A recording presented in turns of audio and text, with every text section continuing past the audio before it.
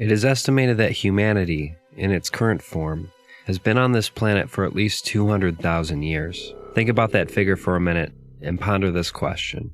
How long have we, collectively, been living in fear throughout the lifespan of our species? And before that? In the evolution of our kind, from single-celled organisms to upright walking, large brain-having apes, how much of that time has fear been a regular component of everyday life? What function has fear served in this time? And now, in modern times, does it still function in the same way? Or does it more largely serve to undermine the things we really care about? In this installment of Nightmare Masterclass, I'm going to analyze the post-apocalyptic suspense film, It Comes at Night. And I have to say, I think it's a film that you really need to come to terms with after having seen it. Simply put, you need to let this one simmer for a while.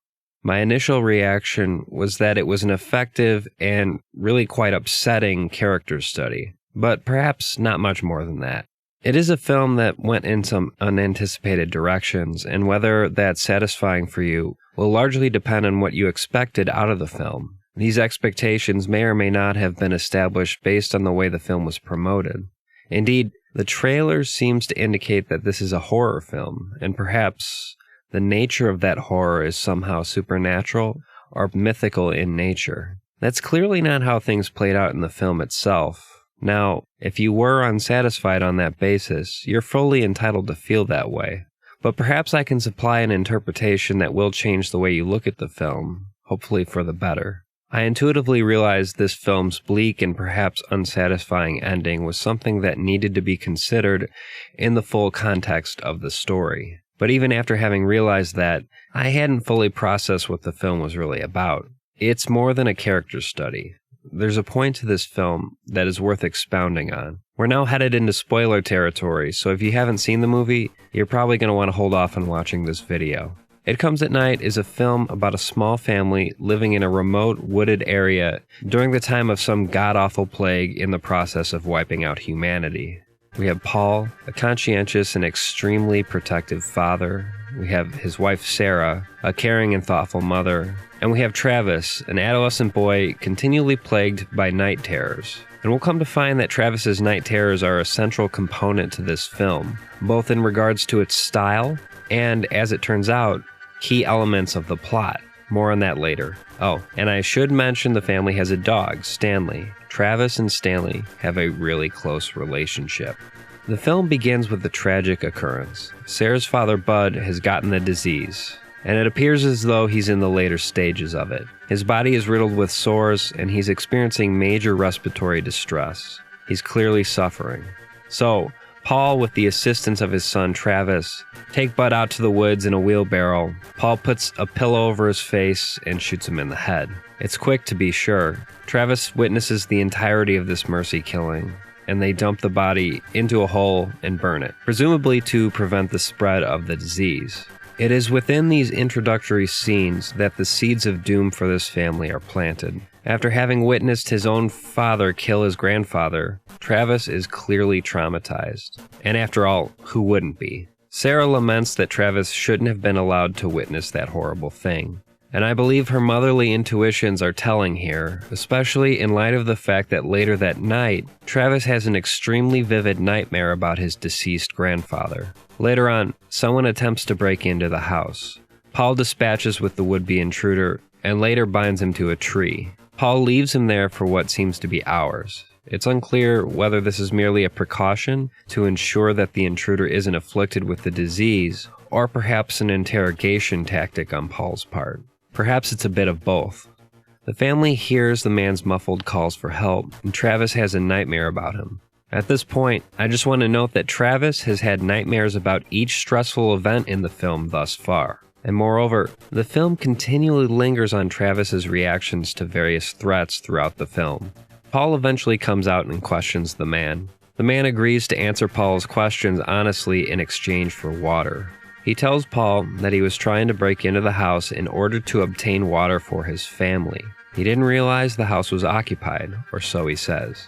The man explains that he and his family have been staying in an abandoned house for the past few days. Previously, they had been staying with his now deceased brother. The man says that he was just trying to provide for his family.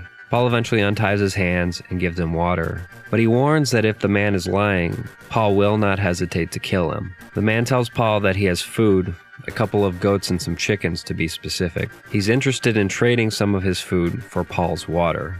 Sarah tells Paul that they should consider letting the man's family come live with them. She argues that they will be stronger with the additional people and resources. Paul reluctantly agrees. He and the man set off in Paul's pickup truck to get his family. They're sidetracked when a couple of men attack them. After a brief skirmish, Paul shoots one of the aggressors, killing him. Paul's new friend beats the tar out of the other attacker, nearly to the point of death. Paul tells him to stop, and though it takes some effort, he eventually lets up. The attacker begins to speak, but in a knee-jerk response, Paul shoots him dead, much to the dismay of his new friend. And we'll revisit this later, because I think it illustrates a couple of key character traits that set these men on a troublesome path. Anyway, we come to learn that Paul's new friend has a name, Will. They eventually return with Will's family, his wife Kim, and his young son Andrew. They have their goats and chickens in tow. The family has dinner together, and Paul explains some of the basic ground rules they've developed to keep them safe. He notes that the red door is the only way in and out of the house, and it stays locked at all times. And for a while, it seems like things will be alright. The family has a nifty water filtration system, the new guests have brought what could be the beginnings of a sustainable food supply, and they all appear to be getting along. There are, however, several foreboding clues that all is not well in the house. For one, Travis is still experiencing night terrors, and there's some weird sexual tension as well. Travis is interested in Kim, which makes sense considering it's likely the first woman aside from his mother that he's seen in a very long time. Travis has a dream in which Kim comes into his bedroom and gets on top of him, and proceeds to regurgitate a thick black liquid into his mouth. Another point of tension is that Paul has yet to fully place his trust in Will. At one point, Paul pulls his son Travis aside and explains that he should only trust his family. One day, while the men are chopping firewood, Stanley starts barking, gets loose, and goes chasing after something. Travis pursues him into the woods, but is unable to keep up. Paul and Will eventually catch up with Travis, and Paul chastises his son for going off on his own in the woods. Stanley is nowhere to be seen. They return to the house under the assumption that the dog will eventually find his way back home. That night, Paul and Will share a few drinks together, and Will unwittingly contradicts his earlier story about staying with his brother. Will clarifies that they had actually been staying with Kim's brother, but they were so close that Will considered him his own brother. Paul abruptly excuses himself, and it appears the conversation has ended on this sour note. Later on, Travis has another nightmare about his grandfather. He wakes up and shuffles out of his room to find young Andrew sleeping on the floor next to his grandfather's bed. Travis wakes Andrew up and accompanies him back to his parents' bedroom. He then hears a noise downstairs and finds that the front door is ajar. Travis alerts his parents, after which Paul and Will investigate and find that Stanley has indeed found his way home. Unfortunately, he is severely ill. Travis pleads with his father to see the dog, but Paul sends him into the other room, along with everyone else, while he and Will euthanize the sick animal. The two families go over the events of the night. Travis tells them that the door was already open when he came downstairs, and he speculates that Andrew might have opened the door while sleepwalking. And much to the confusion of everyone else at the table, Travis explains what happened with young Andrew in the middle of the night. This is cause for alarm as it's possible that Andrew could have been infected by the dog. Will argues that Andrew couldn't have opened the door because he can barely reach the bolt. Kim suggests that Travis is not remembering correctly because he was still half asleep at the time of the occurrence. But Travis remains adamant that the door was already open when he came downstairs. As a precaution, Paul directs the two families to live separately for a few days. Travis has yet another nightmare. In this one, he's been infected by the disease. He awakens to hear Andrew crying. He also overhears Kim tell Will that they need to leave the house. Travis tells his parents about this and suggests that if Andrew is infected, then he probably is as well. Paul and Sarah put masks on and take their guns to confront Will and his family. Paul implores Will to open the door amid the sounds of Andrew's crying. Paul explains that he just wants to check on the boy. After some reluctance, Will complies, only to ambush Paul at gunpoint. He disarms Paul and takes him into the bedroom. Will insists that no one in the room is sick and forces Paul to take off his mask. He explains that he and his family just want to leave. Will demands that Paul give them their fair share of food and water and let them go on their way. Paul agrees, but after they exit the room, Sarah draws a gun on Will, distracting him. Paul uses the opportunity to attack Will and disarm him. Paul then forces Will and his family outside under the assumption that they are all infected. But then Will takes Paul by surprise and begins relentlessly punching him in the face. It's clear that if allowed to continue, Will is going to kill Paul. So Sarah shoots him in the back and he dies. Kim flees with Andrew in her arms. Paul gets up and takes aim in Kim's vicinity and fires, killing Andrew. Kim sobs in complete misery at the loss of her son, and at this point, Paul decides to kill her as well. Travis witnesses all of this. He returns inside and vomits into the sink. Later that night, Paul drinks bourbon and weeps. Some time passes, and Travis is comforted by his mother before he too eventually falls victim to the disease. Paul and Sarah sit in silence, staring at one another. It appears they've been infected as well, and that's the end of the film. Now, by the time of the film's bleak conclusion, a few ambiguities are left to stir in the viewer's head. Who opened the red door? Was Will's family actually infected?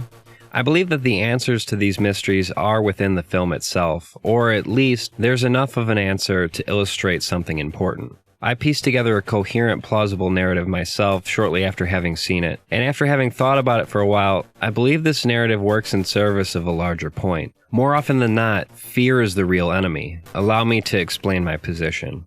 The psychological trauma incurred by Travis over the course of the film manifests itself in the night. Throughout the film, we're constantly focusing on Travis's reaction to key events. The film is trying to clue you in on where you, the viewer, need to be focusing your attention. Travis. Now, this is just speculation, but I would venture to guess that it was actually Travis himself and not young Andrew who opened the door towards the end of the film. He just doesn't remember because he was sleepwalking. Travis is the one with the distinct history of night terrors, and as such, I think it's more plausible that he traversed down the stairs in his sleep towards the red door. Note that the red door is something the film specifically establishes as the object of Travis's fear. As such, I believe he was drawn to it in his sleep. And we do see Travis being drawn to the red door after the scene in which he succumbs to the disease. It isn't the disease itself that presents the central challenge in this film, but rather fear. Fear of the unknown. We can think of the red door as the boundary between what is known and what is unknown. But, alas, it is ambiguous. After all, Travis did find Andrew at the foot of his grandfather's bed, and Andrew too was having a nightmare. So either that was all part of Travis's waking nightmare, or Andrew too was beginning to develop some kind of sleep disorder. But in my mind, it's far more likely that Travis opened the door. As such, the titular "it" in It Comes at Night is Travis's night terrors. Of course, I'm not saying that Travis is to blame for all of this. No, I believe that his father unwittingly fed these night terrors in a number of ways. Paul makes a couple of mistakes that set off a chain of events, leading to the disintegration of both families. Primarily, yes, it was a huge mistake to let Travis witness the violent death of his grandfather. Note that Travis's very first night terror occurs directly after this event. But the larger problem is that the family, specifically Paul, allows fear to control every aspect of their lives, not only with respect to their actions, but also in their respective emotional states. Paul is rightfully protective, but the mentality he espouses throughout the movie works towards an unsustainable and fear-driven dynamic in the house. Travis in particular is affected by this, and his trauma manifests in these continual night terrors.